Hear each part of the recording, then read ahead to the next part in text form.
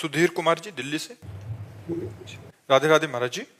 महाराज जी, जब कोई लड़का अपने विवाह के समय लड़की के पिता के सामने दहेज की इच्छा या मांग रखता है और लड़की के पिता इच्छा पूरी भी करते हैं, तो क्या ये उस लड़के पर लड़की के पिता का कर्ज चढ़ जाता है, या अगर कर्ज नहीं है, धर्म से रहित बात है। ब्याह सुयोग्य कन्या, सुयोग्य वर देख करके तय किया गया, ब्याह हो गया। अब लड़की पक्ष का जो भाव था वो वर पक्ष को दे दिया, बातचीत नहीं हुई। कहीं भी हमें शास्त्र में नहीं लिखा मिला कि उन्होंने हमसे कहा कि हम इतना इतना इतना देंगे। वो कन्या दी, उसके साथ जो उनका भाव रहा, वो चाहे 1000 सोने के रथ, 1000 हाथी, ये वो दे दिए।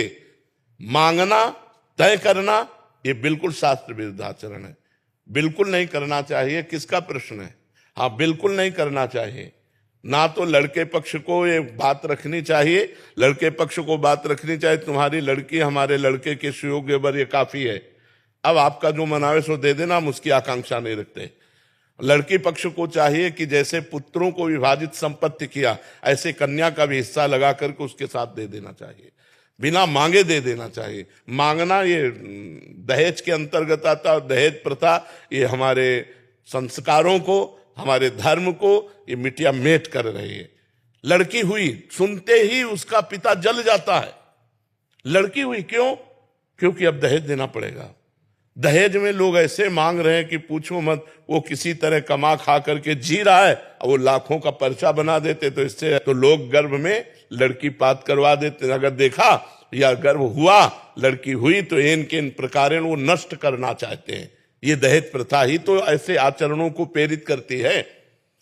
और तुम अपनी कमाई से नहीं तृप्त होगे, वो लड़की दे, केवल लिंग परिवर्तन से ही तुम महान हो गए क्या?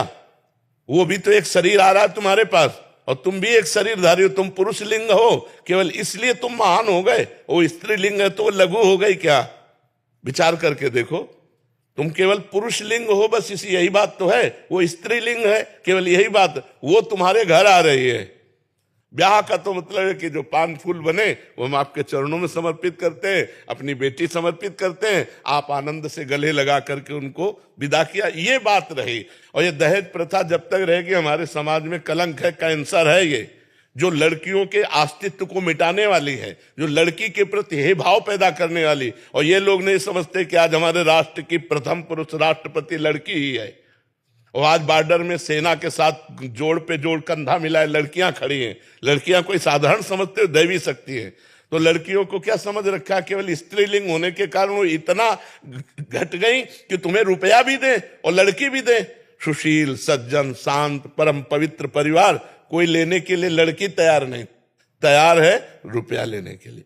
10 लाख फलदान में दीजिए, इतने परीक्षा में दीजिए, इतने ब्याह में दीजिए। किसान आदमी 10 लाख कहां से देगा? किसान आदमी को जीना मुश्किल होता है, उसकी सिंचाई, उसकी मल। बहुत कोई 100-200 बीघा का जमींदार हो तो बात अलग है, 10-10 बीघा जमीन है, उसी से पूरे परिवार का पोषण होता है। कुछ चंद रुपए बचे, वो स्कूल आदि की पढ़ाई, कपड़ा लत्ता, इसमें खर्चा होता है। अरे बड़े खर्चा गृहस्थी में होते हैं।